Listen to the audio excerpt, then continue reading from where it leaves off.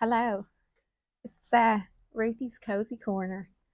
I'm not doing a workout this week. Shock horror. I'm gonna just do a quick post on three books that I always come back to and like dip in and out of, and like literally every time I reread them, I find something new. Um, and like they're just full of gems, little gems, especially if you're struggling with something, maybe a reaction you've had, a situation you're in, or any sort of light stuff, you know. So the first book is here it is. It's Deepak Chopra's The Seven Spiritual Laws of Success, and it's small for any of those people who get intimidated or overwhelmed by like large texts.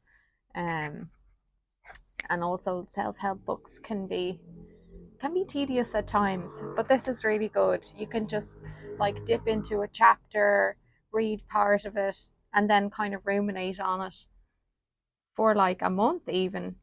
Um, so I'm going to read to you a little gem on one of the laws is the law of giving. So the universe operates through dynamic exchange. Giving and receiving are different aspects of the flow of energy in the universe. And I'm going to go to one little gem that I really like. Okay, here we go.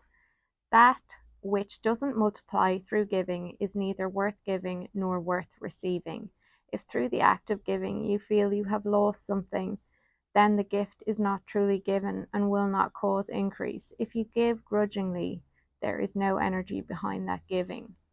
So if you are a giving person, you should give from like a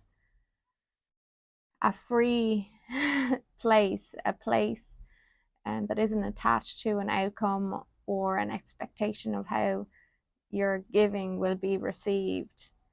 Um, so I think that's what they mean in that one. I really like that one. So it always makes me um, think about if if I've given and I'm feeling unhappy, like what's behind that and why what was the reason for or what was the intention behind why I gave in the first instance, and maybe it was something I needed to review before taking action. Kind of mindfulness with giving. So I thought that was pretty groovy. Okay, our next one is Living Meditation, Living Insight by Dr. Thynn, I think. Well, I won't be great at pronouncing that. But what I love about this is kind of like a conversation. Um, and it goes through different things. And there's, I think it's called a protagonist that asks questions, and like they're kind of like an impatient um, question that they ask about the topic that the book is trying to explain. So it's kind of like if you're talking about meditation, it's like, well, I find it really hard, it's too difficult for me, like sort of questions to it. So I think it's I like that kind of style. So this part I'm going to read to you is about staying with the moment. And this little gem is, if you become too involved with staying in the moment, you lose the art of living, of free flowing. So it says you must realize that staying with the moment is just a means to break the mind's old habits. Usually the mind flitters between thoughts and feelings about the past, present, and future. Staying with the moment is just a way to train the mind to cease flitting. And what does it say? It is not important that you be with the moment every single moment of the day. What is important is that you learn to get out of the constant mental runaround and be more focused and grounded. So once you break the habit of the roaming mind, you will find you are more centered and more with the present moment.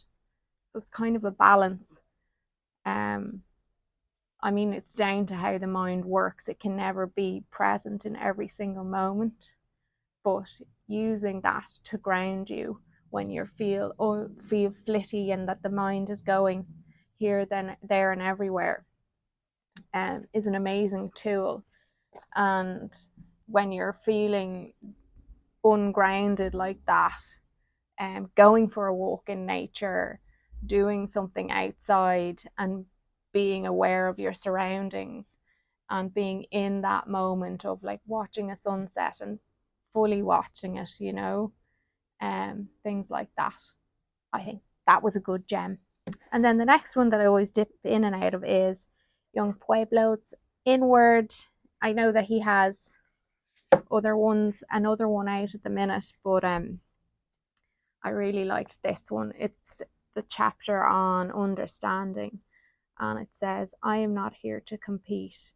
I am here to grow and to be free. And I really liked that, especially with, social media and people with their online stuff. We tend to compare and then compete for business or compete for, I don't know, likes. You're not here to compete. You're here to grow and be free. So that's kind of freeing itself in reading that. So there you go. They are my 3 books that are well worn. They're well worn paths of inspiration and pearls of wisdom that I always dip in and out of, especially if I'm going through something that I can't get off the hamster wheel on and I just need a new perspective. I find it cool to just like dip in and out and like find something that resonates and then just think about it for a while. So there you go. Cozy moments with Ruthie. I hope you enjoyed. See you next week.